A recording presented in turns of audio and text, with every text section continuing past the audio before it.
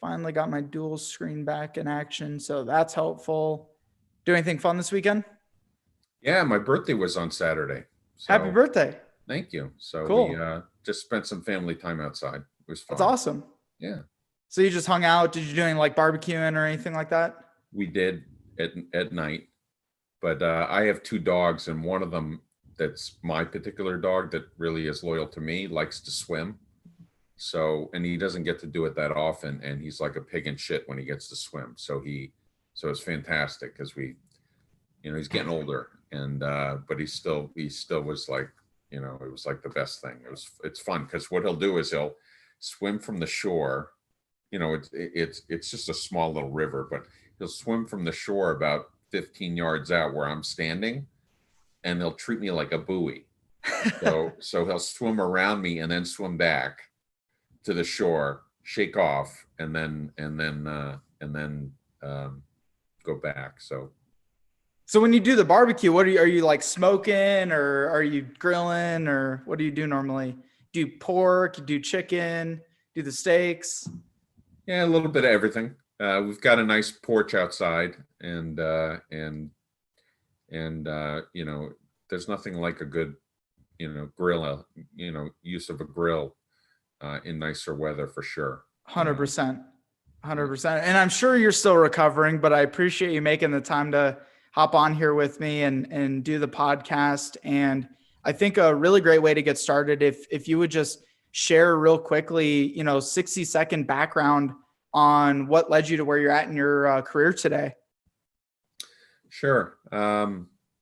Well, I've had a progression. It wasn't a planned progression, as most people don't have planned progressions in their career based upon what happens to them and how they adapt. But I started out in corporate after grad school, and then I joined on not long after with a fast growing company that in its infancy that became my first Inc. 500 company. And so I learned the most and had the biggest impact at an early age, and learned a lot of what not to do right, and what to avoid to do so you don't make mistakes twice, and did a lot well that brought it to an Inc. 500 status. And I was in charge of a region of the company, and I was a senior partner and original partner in the company.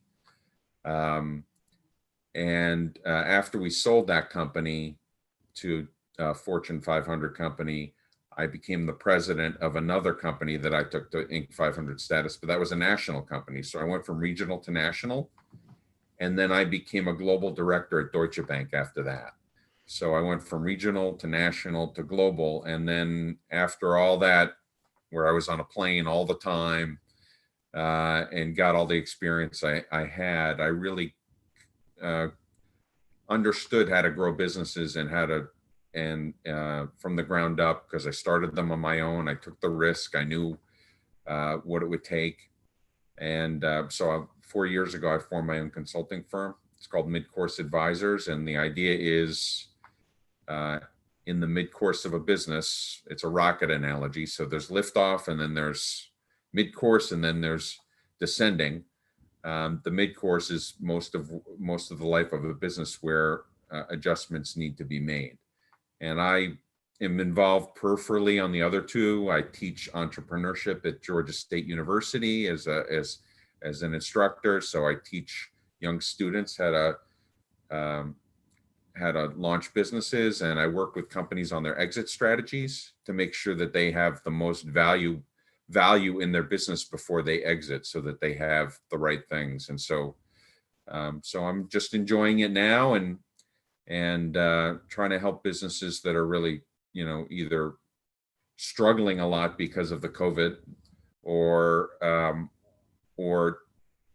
doing okay, but having to adapt and change, or ones that are growing and just need some more help, some objectivity and expertise and capacity to really help them move forward. One thing you touched on that I think is important to hit is the mistakes early on. And I think it's always valuable, and part of the value of having mentors like you is for you to say, hey, these are the mistakes I made, so here's what you need to avoid. What are some of those highlights that you might, be willing to touch on, share, and talk about some of the biggest mistakes you made exiting some of your other and building some of your other companies? Sure. So one of them, I think the biggest thing is some people try to grow by outsourcing their sales capability or their ability to connect with customers. And what that does is it puts the most important part of what you can do to grow your business in the hands of somebody else who might not understand or know or be as passionate or invested in the outcome as you are. And so there are a couple situations where when I was with my first Inc. 500 company, we looked to expand rapidly at one point and diversify what we were doing, and we looked to buy another company that would help expand our offering. And we brought some other people in to try and expand our offering who were of a different culture and mindset. And neither of those worked out. Fortunately, we didn't go through with the purchase, but it would have been a disaster. And the ones that we did hire, we actually had to cut our losses because it just wasn't working out. We were looking to expand our offering. We had a very broad offering, and we thought that bringing somebody in who had a smaller offering would help allow us to upsell that. And it just didn't work out. So what was it? What was the mismatch there? Because I think that's something a lot of people, some of the most successful businesses I've seen have sold through partnership, something we're even trying to figure out how to navigate. And it's either super successful or it fails miserably. And so what were some of the mismatches that you had identified with that? Yeah, well, the biggest thing is culture, right? Mm-hmm. So, we had, this was a real estate firm, and we were a we were a high value, high impact, longer term picture, exclusive 3 to 5 year contract firm with big companies. And what we tried to do is bring in commission brokers who were very successful, very capable, but they were short-term thinking, eat what you kill, no fixed fees. And so they didn't see the longer term picture. And frankly, just the opposite. We didn't see the short-term picture well enough. So they didn't get rewarded fast enough for what they were doing, and we didn't get fed well enough for what we were seeking. In other companies that I've worked with, and several of them where they've tried to do this, the issue has been is they meet up over dinner, they have wine, they meet at a conference, they get introduced, and then they think there's a great partnership, they shake hands, and then they think everything's just going to work. And it doesn't happen that way. And what happens is you have to invest contractually to make sure that that there are minimums required and that there's teeth in the contract so that both parties are held accountable to act. And then there needs to be an investment in training so that the sales teams really understand, and that it becomes part of the product or service mix of both companies so that it's not something that's foreign to this new supplier. And there are things even as simple as the incentive that these salespeople have, or that the team has, in order to make sure that they're focused on the right things, because people behave based upon the way they're treated monetarily and as well as how they're treated overall. And so I've worked with several companies where I've helped expand their reach, because having a partnership or a supplier arrangement can be a huge thing, but it's got to be done right, or it could be a big problem. Absolutely.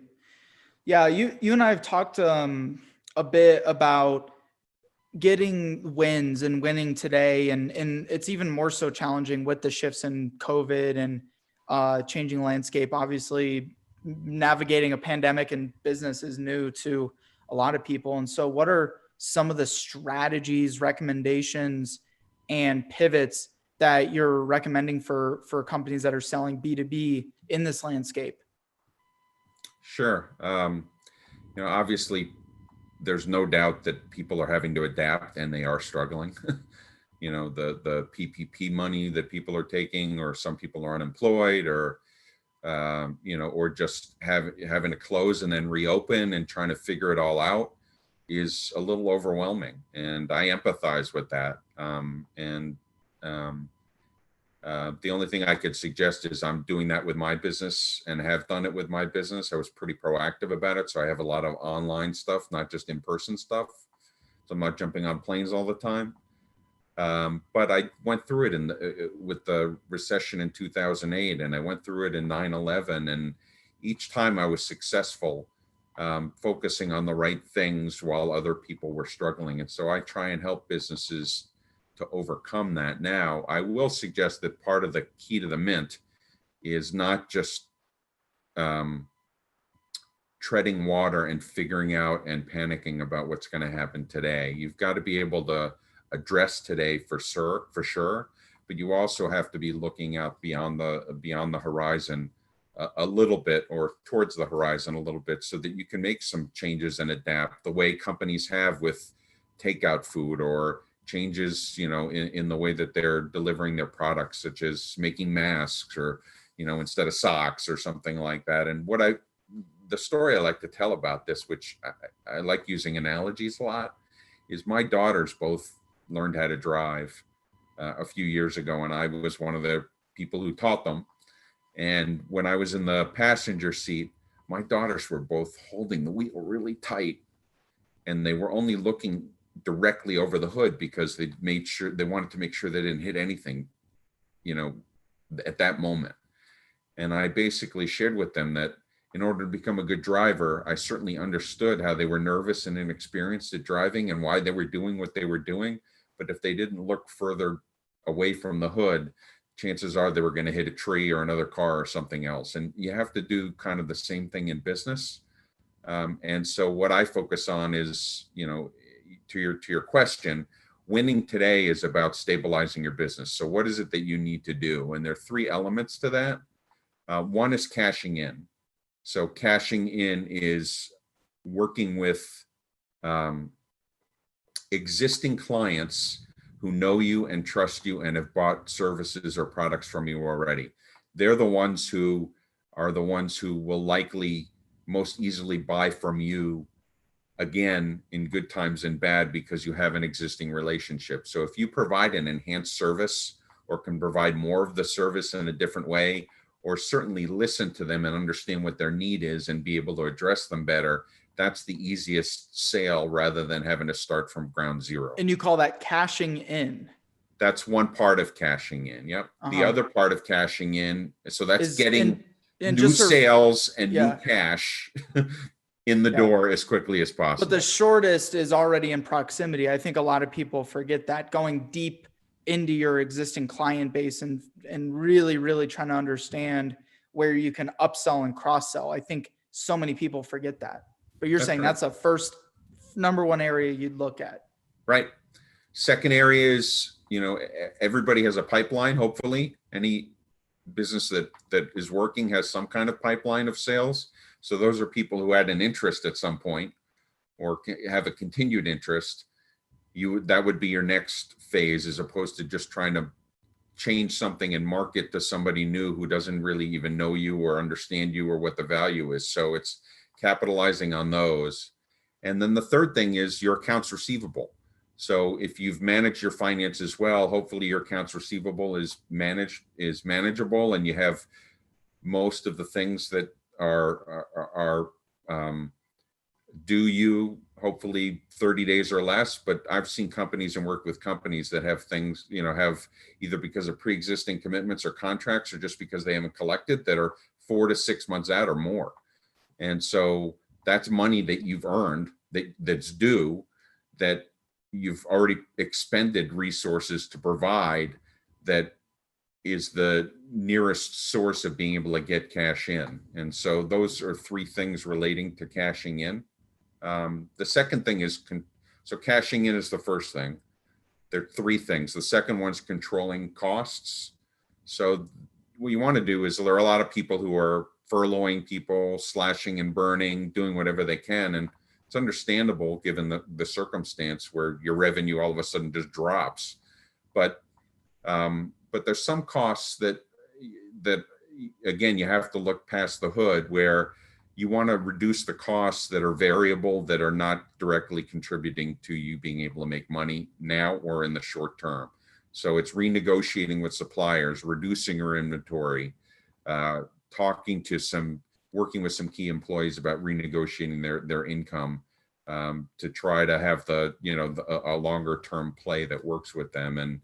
And so controlling costs is the next piece. And then the third thing is connecting. So,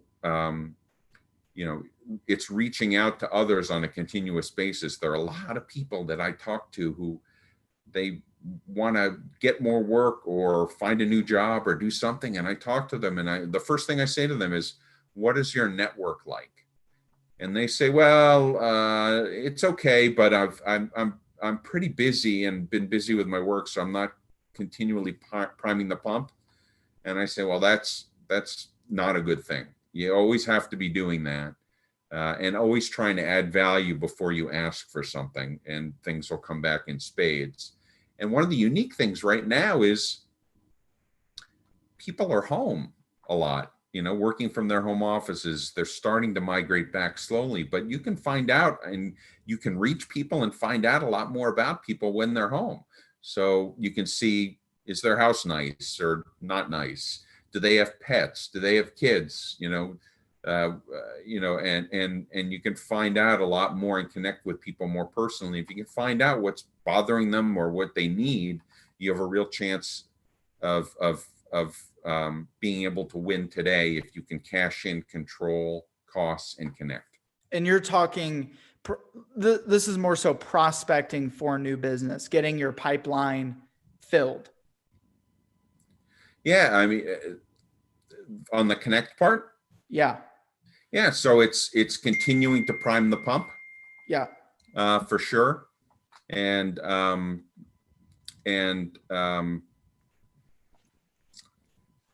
but you never know if you're continuing to connect, which is part of sales and part of one of the things you have to do. You never know when somebody may need something, or you never know when somebody may know of somebody who needs something right away. So it's, especially with the needs that people have nowadays and the changes that people are going through nowadays, that's not something that is necessarily a long-term play. Just yesterday, I was out on a bike ride with a friend, and literally he was interested in doing something different, and with his business, and literally by him describing it to me, I knew of somebody I could connect with him directly, and they're already talking. So if we hadn't connected and talked about it, I mean, that could become a very short-term and quick opportunity for him. Absolutely. People got to know you if they're going to, be able to bring business to you, or vice versa. Yep. So how do you recommend business in the landscape? You mentioned people are at home, and how do you recommend business development folks, marketers, business owners reach those people? What are some of the channels that you prefer? I think the best channel is the phone, or Zoom or something like that. So you can see people and, you can see people. People get so many messages over text, over email, over other things. And if there's a way that you can actually connect with somebody, show some empathy, and actually find the value and have some context in what you're talking about, that's the best way. I've, in my almost 30 years in business, since I graduated undergraduate, I've always been a connector. And someone who's been connected. And so, I use LinkedIn to try to connect, to try and connect people, but I always try and make it a warm one. So it's not just reaching out to people randomly who have no idea who I am, or I have no idea who they are. And so, and there are still a lot of active industry trade groups that have just gone online. So, but I think the key thing is if, if anybody knows who Gary Vaynerchuk is, I've followed his success, and he's been on the leading edge of social media and how to use it to gain attention. He talks about the the currency today is gaining attention. It's about giving value. So a lot of people, talk about how important they are or what they've accomplished, and they pound their chest, and that's impressive sometimes, and it gives credibility, but it doesn't really solve a problem. I want, so if I connect with somebody in the right way, and I'm taking away their pain because I'm helping them get more money in sooner, I'm trying to, I'm making things more convenient for them, I'm making the process better for them, I'm allowing them to grow more wealth or spend more time with their family, people will listen to that. Yeah.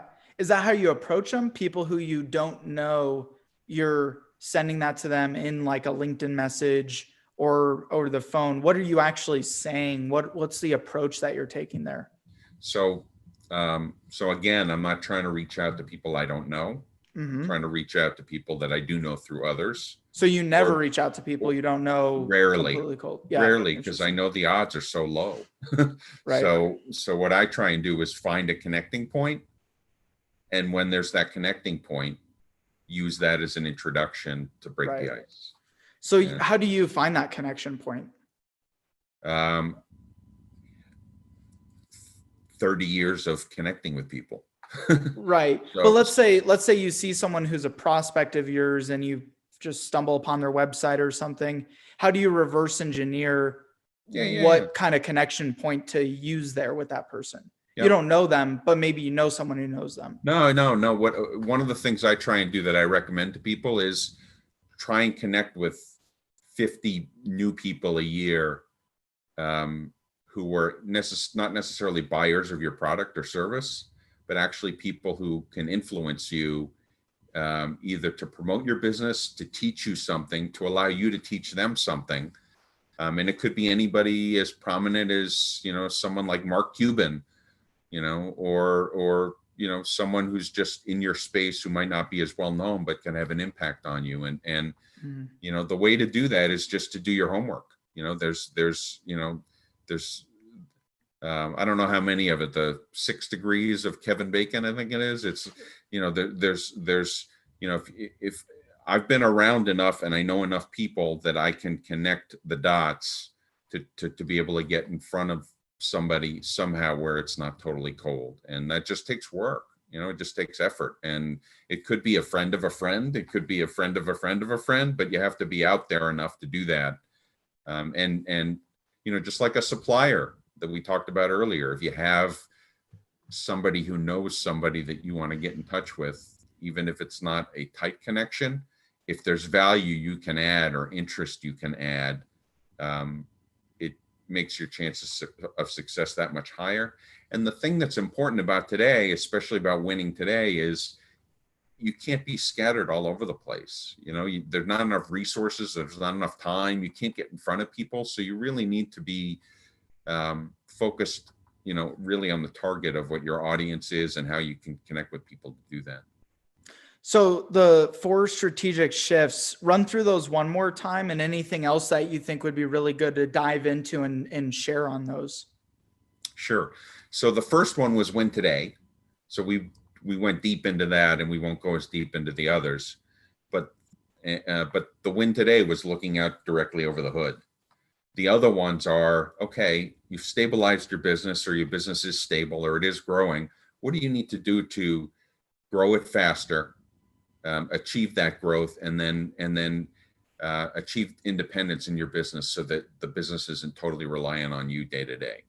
And so the first shift was win today. The second one is called Think Different. And Think Different is how to dare to stretch the boundaries of what's possible in your business. And so the way I learned how to do this was I followed what Airbnb did from a management perspective. And what Brian Chesky, who was one of the founders of Airbnb, did was he realized that he was an alternative to a hotel room.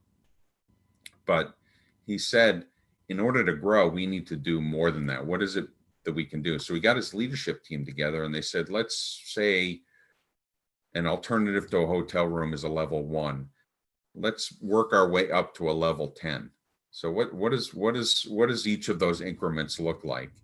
And forget about constraints of time or money. What if we could what if we had all the time and all the resources we needed? What would we do? And what they did was they went through a process where they literally said, okay, we'll increment it it's not just an alternative to a hotel room. What if we had the owner of the property greet you and provide you a gift basket when you showed up? Would that be a differentiator that would add more value and grow our business? They thought, yeah, well, what if we do even more? What if we pick them up at the airport, provide them a surfboard rental, because our rentals at the beach, and make an exclusive restaurant reservation for them that is really impossible to get, but we can pull the strings and be able to get that? Would that be worth more than just having an alternative to a hotel? Absolutely. And then they went all the way up to a level 10, which was all those things that I mentioned, plus Elon Musk picks you up at the airport, and then you get on a SpaceX rocket and go to Mars with him. And so clearly and then what happened was, you assess it and you qualify it after you envision. The first part's so it's envisioning, which I just described, which I have helped companies with, and then it's assessing, and that's actually going outside the building and talking to people about whatever you're envisioning, if they would buy it and use it. Yeah. And then too many people try to create it in a vacuum without the outside market. In a second, Andy, I'm going to have you elaborate on that and complete the 4 strategic shifts. Just real quickly, for those that are listening, if you want the rest of the interview and you're watching on the live stream right now, go make sure you subscribe, tune in to B2B Mentors on all your favorite podcast apps. We'll have all the links for Andy and to get in contact with him.